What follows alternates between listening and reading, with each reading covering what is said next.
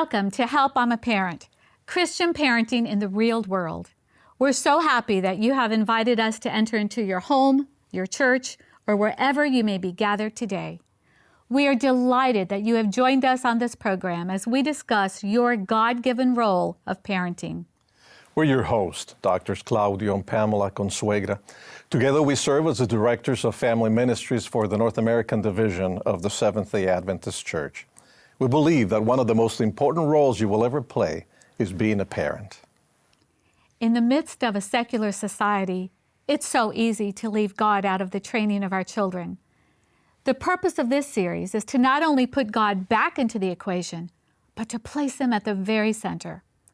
Parenting stretches us and shapes us like no other experience on this earth. It is a sacred responsibility and there is no higher calling. It is a calling that has its shares of joys as well as challenges. It is a calling that demands a big investment on your part if it is to yield results. And yet, those returns on your investment will last throughout eternity. Today, we are going to discuss making family memories. I recently read a story about a family who had tried unsuccessfully for years to save up enough money to replace their ancient bathroom fixtures with a new, modern, sleek look. But each year, as the skiing time rolled around, all that bathroom money went for the family skiing trip. The children are now grown up, and the son recently wrote a letter to his parents. He talked about that annual skiing trip and the wonderful memories he had of them. His father chuckled as he read the letter, and he said to his wife, "Honey, I'm so glad we spent all that bathroom money for those skiing trips. I can't imagine our son writing home and saying, 'I sure do remember all those wonderful bathroom fixtures.'" They may not have had the most modern fixtures in their home, but they spent time making positive memories. Our children are with us such a short time. What have you done with them lately to build some beautiful memories? The dictionary defines tradition as memories, customs, habits, and information handed down from one generation to another over the years that become time-honored practices. Making memories and creating traditions is a priceless gift to give to your children. Today we're going to look at ways to create positive memories with your children. It's a priceless gift and one that will last a lifetime.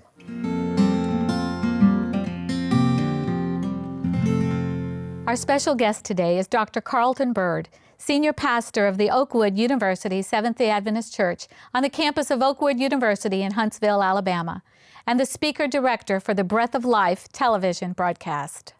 Dr. Byrd is a graduate of Oakwood University with dual degrees, a Bachelor of Arts in Theology and a Bachelor of Science in Business Management. He's also a graduate of Tennessee State University in Nashville, Tennessee, where he earned a Master's of Business Administration degree, and a graduate of Andrews University in Berrien Springs, Michigan, where he earned both a Master's of Divinity and a Doctor of Ministry degree. Dr. Byrd is happily married to his wife of 18 years, and they are the proud parents of 3 daughters. Welcome, Dr. Byrd. We're delighted to have you with us today. Glad to be here. Thank you very much. But before we begin our conversation with Dr. Byrd, we're going to visit in the home of the Cortez family as they talk with us about the importance of making memories with our children. One of the things that we enjoy doing with our family is building memories, because with little kids, 10 and 8, we want to make sure that as they grow up and they become men and they have their own families, that they will be able to look back and to the times that they had together with their parents. A lot of the things that I do nowadays and that we do as a family, they come from the traditions that I learned from my parents, So it's really good. For example, one of the things that I love to do is support our oldest son, Jose. He's a great baseball player. So we like going to the games. This is something that we enjoy doing, but we want to model this for when they have their own kids. They're able to do the same. No, they're never too busy to take time out for a sports game. What else is fun that we do? Vacation, of course. Family vacation. Yeah. Love them. Every year we make sure we have vacation. We take time out. We bring grandparents along, Jose's parents that live here, because we want the kids to have a great relationship with their grandparents. and to enjoy time with their grandparents. And these are very fun times. At times we go away, but at times we just stay home and we do nice, how do they call it? Sightseeing. Staycation. Okay, So you don't have to have a lot of money to do, just make sure you do it. But we make sure your parents come along, their grandparents, so they can learn, so when they're older, they make sure to invite us. That's right. We want to make sure that's all they know. Vacations without grandparents are not fun. I think so. That's right. Yeah, we'll see. Another tradition that we have that dinner time. Anytime we eat together, we're always eating together. TV's off. We make sure we sit around the table. We talk. Every night we mostly stand around the aisle, but we just make sure that we're together all the time. That's right. What's really nice is Sabbath, Friday nights. Yeah. That's a special one for us. We always do communion, right? Yes, so we set Every up Friday night we do candles communion. and we have a nice setting. I do the communion bread. And grape juice. And we just discuss what Jesus did for us and how much he loves us.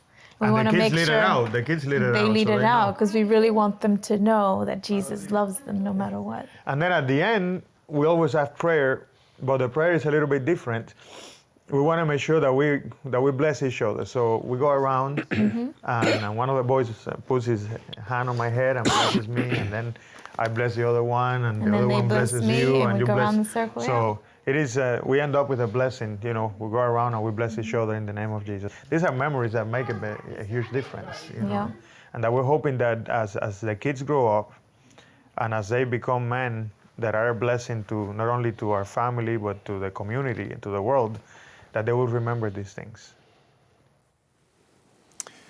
You probably remember some of the things that happened when you were growing up in your own parents' home. What are some of your favorite memories of your childhood? Well, I remember in growing up, my brother and I were twins. Oh.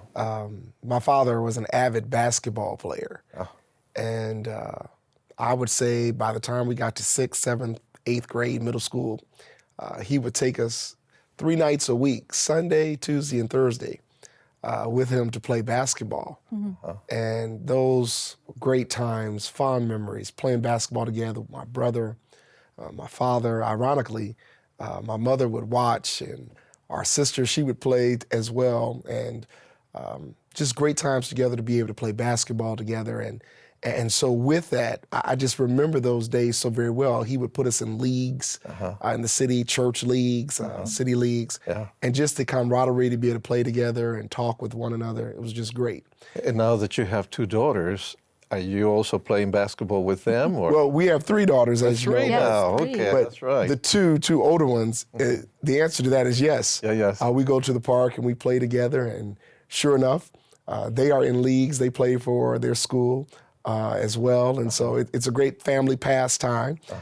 Their little sister, she's only 2, and she cheers for them. My wife cheers, and so it's a great time to interact and engage one another, all the while we're exercising. So it's a win-win. It's a double a double enjoyment. That's there. right. Yeah. That's right. And Dr. Byrd, as we talk about this whole topic of making memories, it has nothing to do with the material things we purchase for our children that sometimes we think is important. But if we go back even as adults and think of our favorite childhood memories, they're centered around time together. They're not centered around the things we have.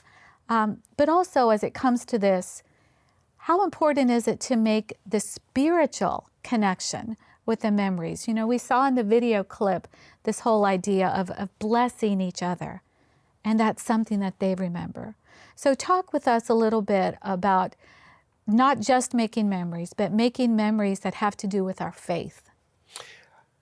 Interesting you say that. It's so true as it relates to the importance of making memories also in a spiritual context. Friday nights for my family are very special. We bring in the Sabbath hours together, and ironically, the same way my family would have family worship on Friday nights is the same way my wife's family would have worship on Friday nights. Okay. Yeah. And so some of the same traditions that she had, Right. my family, we had. And so now that we are husband and wife, we have our traditions that are kind of rooted in what we grew up in. Did you know that before you got married? Ironically, I was at our home one Friday evening prior to our getting married for family worship and bringing in the Sabbath. And I was just amazed because the identical way her family would bring in the Sabbath, we would do the same. Well, I wonder how couples that don't have that same tradition, how they make it happen in their own home. Let's say that your wife's family did it differently than you. I wonder how then they can adapt. Maybe they begin new ones? Perhaps they begin a new one, and I'm sure they do. But it's great for us. We begin with singing a couple of songs, then we recite our favorite memory text. After we have recited our favorite memory text, we'll read a devotional and have a thought. And it's an opportunity where we rotate with kids where they can read the devotional. And then at the end, we have a closing prayer, and we pray from the youngest to the oldest. And that's our same way, identical way that my wife's family, my family, we used to do. So we do that at home, and our kids look forward to it. And it's to the point we don't have to tell them anymore. They know exactly what to do. So it's become a generational thing. Now it's a third generation learning the same thing, the same tradition. And should the Lord delay His coming, my hope and prayer is that in their homes, they will do the very same thing. And that is a very important point that we want to make sure that we make is it's not just creating memories for memory's sake, but you mentioned you do this today because you experienced it as a child growing up. And so as you bring that tradition now, those memories into your home and practice those same things with your children, that they will carry that on then into their homes when they become young adults and have families of their own. And that's so important, I think, to remember that this is indeed generational. It continues on. And it's very important also, as you mentioned earlier, with the spiritual tone, that this is something that will be generational. Right. But it also is within the context of spiritual growth and spiritual maturation. Right. And even when it gets to the point that our children may be away from home, being in college or whatnot, that I know for myself, we still followed and practiced the same thing. Because I'm a twin, my brother and I were roommates in college, and we practiced the same thing. Now, we're both the same age. He's 5 minutes older than I am. So I would have to pray first, and then he prayed.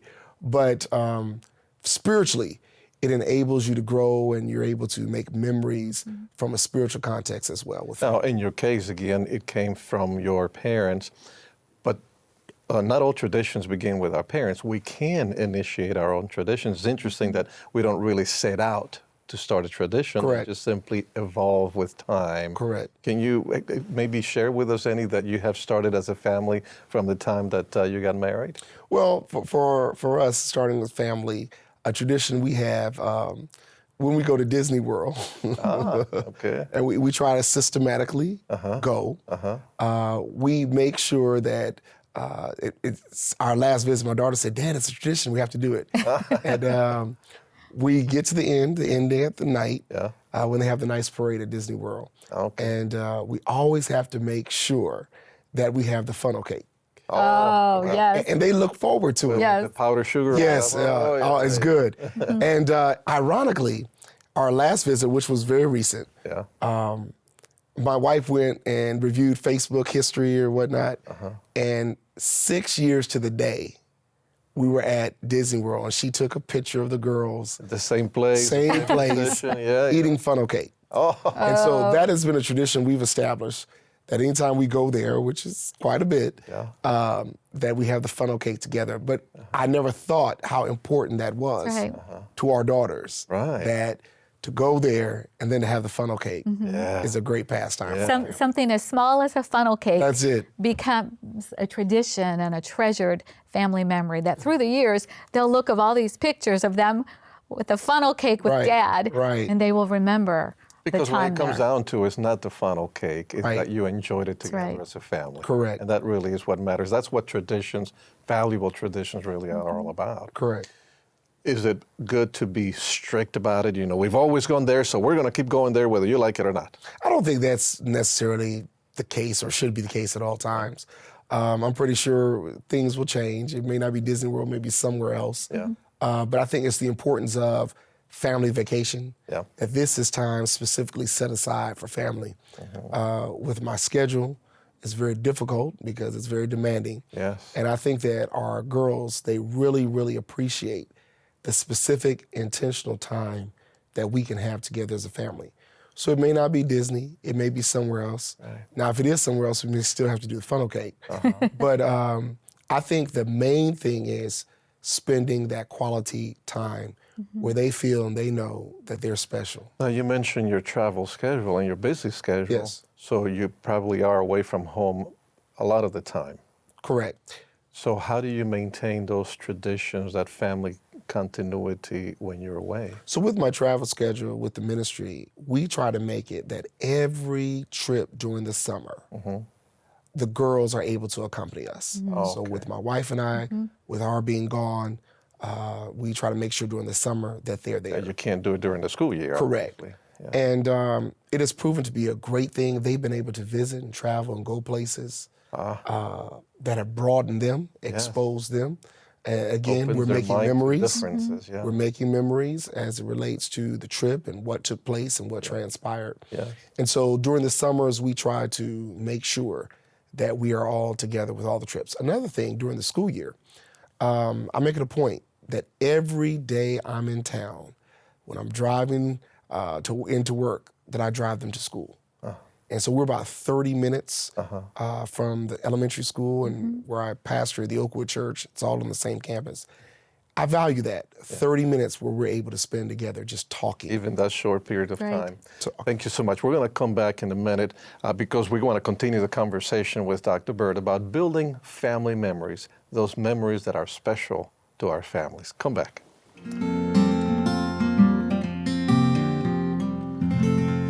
You can probably already tell that we will not be able to cover every area, every concern, or every question you may have in the short time that we have together. Parenting will continue to produce new challenges and new questions every day. As our children grow and change, so do the parenting challenges we face. And therefore, our goal is to continue this conversation with up-to-date resources and practical parenting tips that you can apply in your day-to-day parenting journey. We will do this online via our website, www.helpimaparent.org. And there you may keep up to date on all of our newly released parenting resources, supplemental products, and even find additional materials to download free of charge. You're also invited to submit any questions that were not answered for you, subscribe to an electronic newsletter, read a blog for parents, and much more. Again, the accompanying website is helpimaparent.org. And in addition to that website, we also have a Facebook page where we post daily words of encouragement and resources. So look us up on Facebook, Help, I'm a Parent. And remember, share that Facebook post with the friends in your social network. It is our desire that this resource will assist you in your God-given role as a parent by using principles that are firmly grounded in the Word of God. Now let's get back to our conversation with today's guests.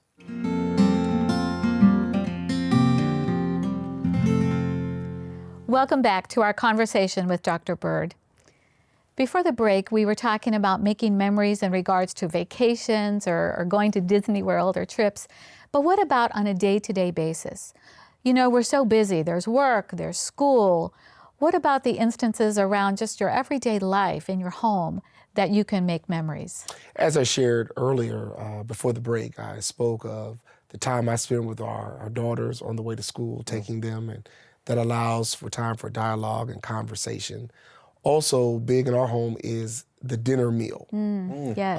The dinner meal, if it's sitting around the table together as a family, if it's at a restaurant together, you know, that's big, an opportunity for us to pray together, to have that meal together. So don't take those, what seems like unimportant times, don't take them as unimportant because they are very important. Very important. Yeah. And, you know, with our family, you know, we have varied ages, one in high school, one in middle school, and then we have a 2-year-old. Everyone is doing something. Everyone is involved with a project at school, basketball at school, soccer. Everyone is involved, choir. And so that family meal, at the end of the day, for us, that's critical. Oh, yes. But again, it's making memories. Again, it's intentional time. It's an opportunity for us to talk about the day and what's going on. And the studies have confirmed that, Right. the importance of that family meal. Right. Especially for girls and boys as well. The incidence of teen pregnancy goes down. The incidence of alcohol or drug abuse for boys goes down. The incidence of depression goes down. So the family meal is very important. Very important. But I think you used a very important word, Dr. Byrd, intentional. Because with the busyness of our schedules today, let's face it, it's a lot easier to pick up fast food on the way home or to give our children a sandwich and chips or something and put them in front of the TV. Right. But being very intentional about things like dinner as a family around the table, I think that's so important. Of course, that brings me to a thought here, Dr. Byrd. What about the single parent? Some of them have to work 2 jobs just to be able to keep their household, have 3 kids at home. How do they build those memories that will be enriching to their children's lives? My observation of single parents that have a very demanding schedule and they have to make ends meet and whatnot for their family, I think there's an appreciation by the children, from what I see, when they are intentional, that word again, about making time for them and with them. Okay. Specifically, it may be challenging during the week, but I think on the weekend, I've seen single parents in the churches I've pastored where they will carve out specific time on Sabbath, as well as even on Sunday, be it accompany them to Pathfinders or church activities. Sure. I view this, and I think the children really have a great appreciation for that. Children are smart. Right. And they understand the demands of life, the rigors of life, and they have an appreciation for that single parent who is trying to make life enjoyable for them, comfortable for them. But I think there's a great appreciation as well and cognizance that, look, my parent is taking time out specifically for me. So if that just happens on the weekend, I think they develop. So it sounds to me appreciation like for in it. some cases, it may not be the quantity of time, but at least the quality of time. That's correct. That's correct. We want both. Correct. But for single parents, there may not be as much time, but the quality of time that they spend with their kids. And I'm sure, you hear as well as I do that, over time when children at graduations or special events, they offer testimonies of their lives. Right. They share that. They say, my parent worked hard, they sacrificed, but it wasn't always the quantity, but the quality that they gave me. That's right. And I want to thank my parents for what they did to help me become who I am today. That's so you hear those testimonies all the time. Yeah. So again, I believe that intentional quality time that is set aside, I think there's a great appreciation for that from children of single parents. Right. And we are specifically addressing parents who have children ages 8 to 12 in this series. So if you think about children today, that age group, what are they doing usually? They're hooked up to their iPhone, their iPad, their iPod. I'm listening to music. You talked about the car trips and making use of every little moment, like even driving your daughter to school. But I think what we see a lot today is the child may be in the back going to school, but plugged in. So I think, being intentional about unplugging and let's connect on a face-to-face conversation level as opposed to with our technology. How do you manage that with your daughters there? Well, it's interesting. You say you're correct. You say sometimes, put your phone down.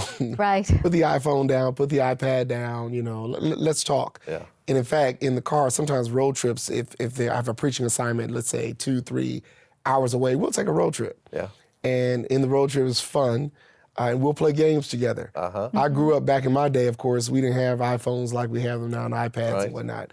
So we played the alphabet game. And that would help the time On the road, go by. Right. And so sure enough, with that Y, age and group, Z are always problematic. they're always problematic. So that age group, 8 to 12, we have found that, my wife and I, we found that with our girls. They enjoyed it. Yeah.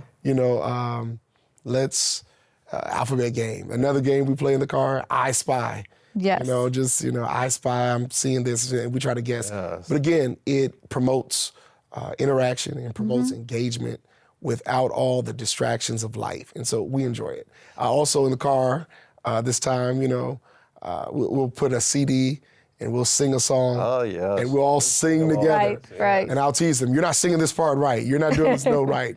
Dad, you're hard on us even with singing. You know, but it's an opportunity for us to sing together and just fellowship. Because you have 3 daughters plus your wife, you are totally outvoted. I am outvoted. I am outvoted. Yeah. But little girls love their daddies, so that's a good thing. Absolutely. And as I'm listening to you talk about these road trips, what comes to my mind is it's not just the destination, but it's the journey. That's correct. Too. You take advantage of the journey to get there. And probably if I were to ask your girls, I bet they would remember the journey more than the destination. The correct. times in the car. Remember when we played the game and Dad did this or Mom did this?